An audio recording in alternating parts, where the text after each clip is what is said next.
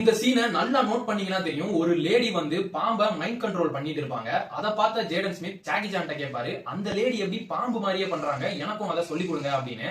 அதுக்கு Jackie Chan சொல்லுவாரு, அந்த லேடி அமைதியா சாந்தமா எதை பத்தியும் யோசிக்காம தெளிவான மனநிலையோட ஒரு விஷயத்த பண்றாங்க. அத அந்த பாம்பு அப்படியே ரிஃப்ளெக்ட் பண்ணுது. சோ இந்த உலகத்துல உங்களால ஒரே ஒருத்தரை தான் கண்ட்ரோல் பண்ண முடியும். அது உங்களோட இன்னர் செல்ஃப் தான். அதை நீங்க தெளிவா பண்ணாலே எதை வேணா உங்களால அச்சீவ் பண்ண முடியும். And this is one of the best advice I ever heard.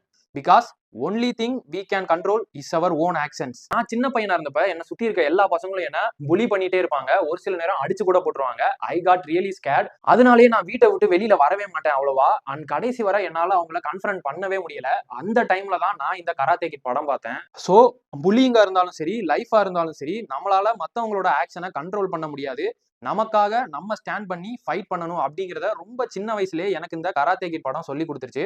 அப்படிங்கிறதா இன்னைக்கு டே 11 ஃப்ரீ வாட்சிங் my favourite movies in childhood for 25 days சேலஞ்சில் நம்ம பார்த்தது. உங்களுக்கு ஜாக்கி சானோட கராத்தே கிட் படம் பிடிக்குமா இல்லையாங்கிறத கமெண்ட்ல சொல்லிட்டு என்ன ஃபாலோ பண்ணிக்கோங்க.